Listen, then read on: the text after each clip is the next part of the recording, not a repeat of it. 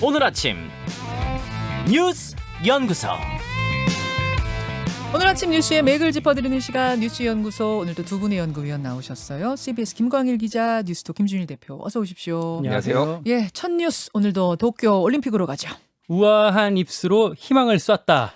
다이빙. 그렇습니다. 올림픽 다이빙 대표팀 우하람 선수 얘기입니다. 어제 남자 3m 스프링보드 결승에서 4위를 차지했는데요. 네. 아쉽게 메달 획득엔 실패했지만 올림픽 다이빙 종목 역대 최고 성적을 기록했습니다. 우하람 선수는 지난 2016년 리우올림픽 남자 10m 플랫폼에서 우리 다이빙 대표팀 사상 첫 결승에 진출했었죠. 다이빙 불모지에서 새 희망을 쏘고 있습니다. 네.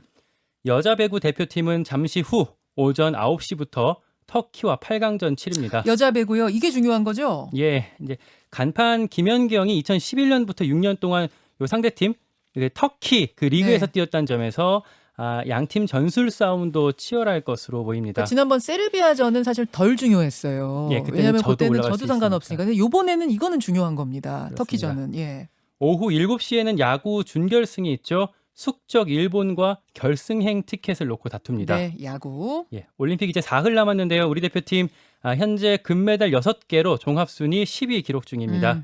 사이클의 이혜진, 그리고 박세리 감독이 이끄는 여자 골프, 근대 5종 전웅태 선수 등이 금메달 기재주로 꼽힙니다.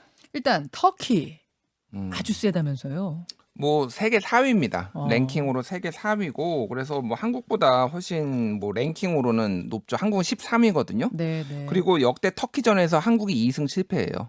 2승 7패. 예. 그러니까 좀 전력상 열세인 것은 뭐 인정을 해야 되는데 어찌됐든 정신력과 또 노하우들 그런 걸로 네. 좀 이겨볼 한번 기대를 해볼 만하지 우리는 않을까. 늘 정신력 얘기하는 선수들에게 좀 부담을 주는 면도 없잖아 있지만 뭐 그렇죠. 어떻게 하겠습니까? 마지막은 정신력이죠. 즐겨야죠. 오늘 경기가 굉장히 많아요. 하루 종일 스포츠 팬들은 하루 종일 보실 수 있습니다. 쫙 읊어주세요. 예, 배구가 일단 오전 9시에 시작을 하고요. 네. 그리고 오후 2시 반에는 그 남자 탁구 대표팀이 중국하고 준결승합니다. 세계 최강이라서 뭐 만만치는 않은데요.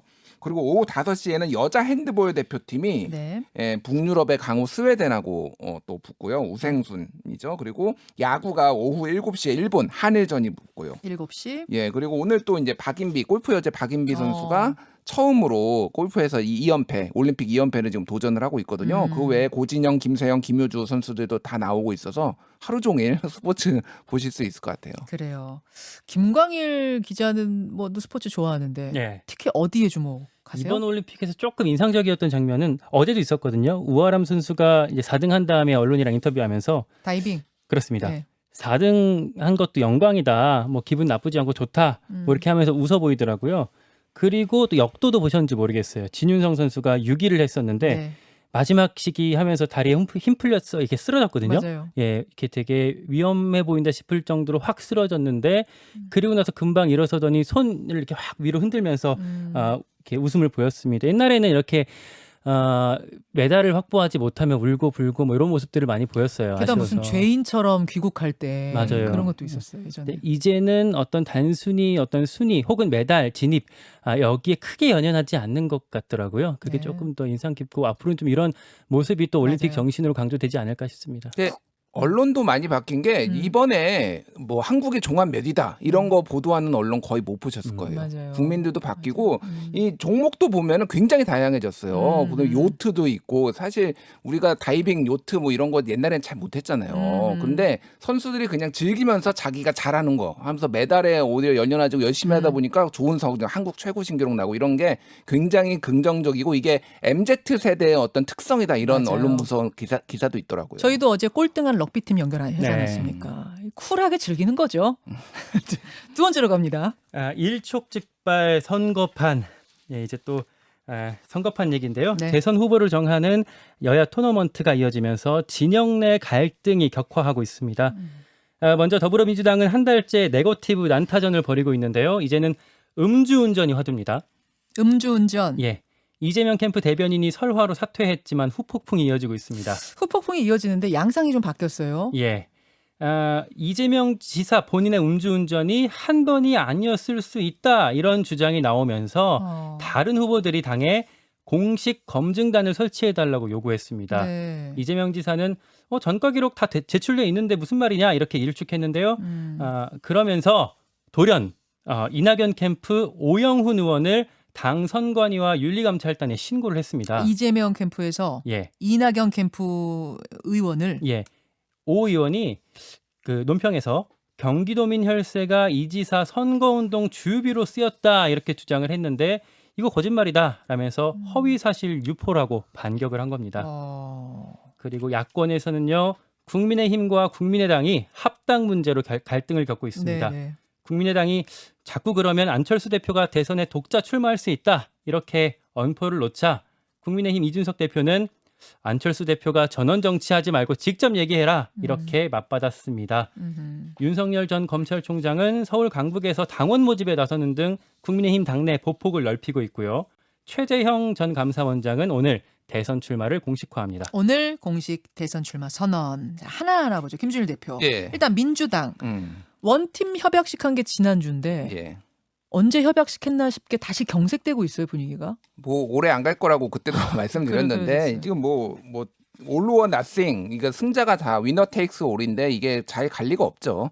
그런 상황이고 오늘 이제 주목해 봐야 될 게 오늘 그 TV 토론이 있거든요, 민주당. 네네. 그래서 YTN이 오후 5시에 중계를 하는데 네. 여기에서 이제 크게 보면 세 가지 쟁점이 나올 것 같아요. 어떤 겁니까? 첫 번째는 클린 검증단 설치. 그러니까 한마디로 얘기하면 범죄 이력 이런 것들 다 아까 그 음주운전 그런 예, 거. 음주운전은 이제 사실상 지목을 한 거예요. 뭐 예. 이재명 지사를 꼭 집어서 정세균 전 총리가 얘기를 한 건 아니지만은 이거에 대해서 좀 후보들끼리 갈렸는데 이를테면 추미애 후보 같은 경우에는 이거에 대해서 좀 반대하는 목소리. 그리고 나머지 후보들은 다 찬성하는 찬성. 목소리예요. 그래서 소위 말해서 반 이재명 연대에 맞서서 명추 연대. 지난번랑 똑같네요. 예. 예비 경선 때하고. 그 다시 이제 결성된 거 아니냐 이런 게 있고 또 하나는 이제 경기도민에 대한 100% 재난지원금 주장 이것도 지금 한 이틀째 계속되고 있잖아요. 맞아요. 이거에 대해서도 마찬가지예요. 추미애 후보만 찬성하고 나머지는 또 반대하고 이런 상황이고요. 세 번째는 세 번째는 이제 기본소득에 대한 입장인데 어저께 이재명 후보가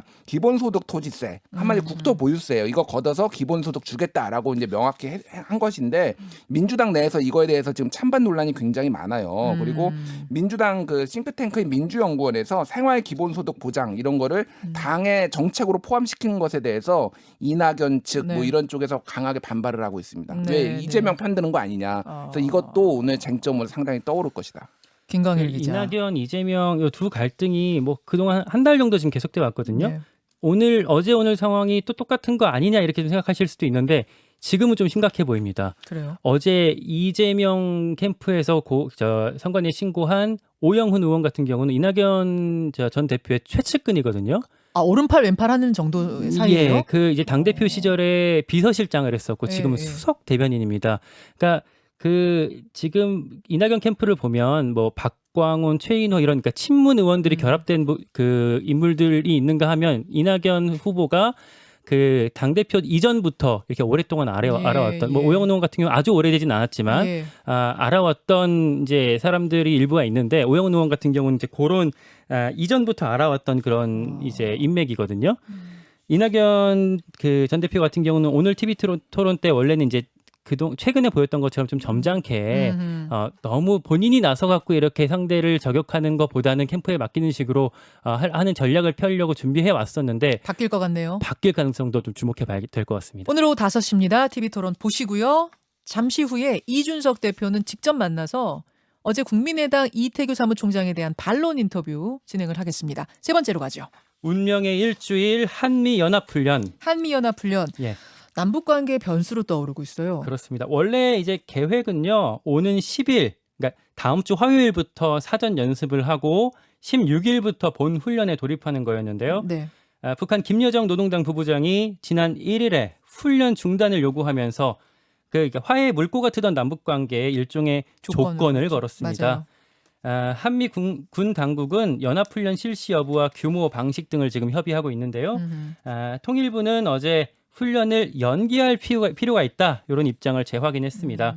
그리고 박지원 국정원장이 국회에 출석해서 네. 비핵화라는 큰 그림을 위해서는 연합훈련에 유연하게 대응하는 것도 검토할 필요가 있다라고 밝혔습니다. 사실상 북한 요구를 수용할 가능성 뭐 이런 것까지 내비쳤다고 해석할 그러네요. 수가 있겠는데요. 야당에선 또 이제 김여정 하명에 굴복하는 거냐 이렇게 비판하고 있는 상황입니다. 이런 와중에 이게 박지원 원장이 밝힌 건가요, 김준일 대표? 네. 지난번 그 통신선 복원 음. 그게 김정은 위원장이 먼저 제안을 한 거다? 이런 뒷얘기가 나왔어요. 그렇죠. 이제 어제 보고가 있었고 네. 이제 양당의 정보위 간사한테 그거를 이제 추려서 나온 내용인데 거기에서 북측에서 김정은 국무위원장이 직접 요청을 했다라는 거는 남북 관계 개선에 대한 의지가 있었다라는 거를 어느 정도 보여주는데 그거의 걸림돌이 방금 얘기했던 한미 연합훈련이다. 이렇게 이제 해석을 해야 될 것 같아요. 그래서 지금 어제 그 얘기가 나왔던 게 네. 북한이 한미 연합훈련하면 북한이 도발을 할 가능성이 매우 높다. 국정원이 보고를 하면서 잠수함 발사 탄도미사일도 쏠 가능성이 있다. SLBM이라고 보통 얘기를 예, 하죠. 그 정도 도발까지 있다면은 이거는 오히려 남북 관계, 북미 관계가 경색된다. 그러면은 차라리 연기해야 되는 거 아니냐. 이제 이런 주장이 나온 거고 야당 하태경 간사 같은 경우에는 어느 나라 국정원이냐 지금 안보를 책임져야 돼 이러면서 강하게 반발하고 있는 이런 모양새죠 지금.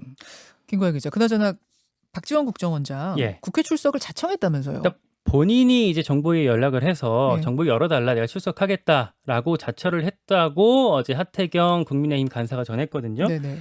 근데 정보위는 사실 원래 이제 그 정보위원들, 그러니까 국회의원들만 들어가고 거기에 이제 기자나 뭐 카메라 보좌관들이 다 못 들어갈 들어가죠. 수가 없어요. 근데 정보위가 끝나고 나면 그 앞에서 그 정보위원장이랑 간사가 이제 브리핑을 해서 안에서 어떤 얘기들이 이루어졌는지 전하거든요. 그렇죠. 결국 박지원 원장이 비공개로 보고한다기보다는 이제 정보위원들을 통해서 본인의 어떤 목소리가 밖으로 나갈 수 있도록 의도했다고 좀 볼 수가 있을 것 같아요. 그러니까 국정원장이 국회의원들한테 이렇게 제가 나가서 보고하겠습니다. 자청하는 게 드문 일이군요. 그래서 어제 하태경 의원 같은 경우도 국정원은 아니 정보기관이지 뭐 이렇게 정책을 본인들이 이렇게 의견을 표명하는 기관이냐라고 네, 반발하기도 했다고 하는데 박지원 원장의 어떤 이런 스타일.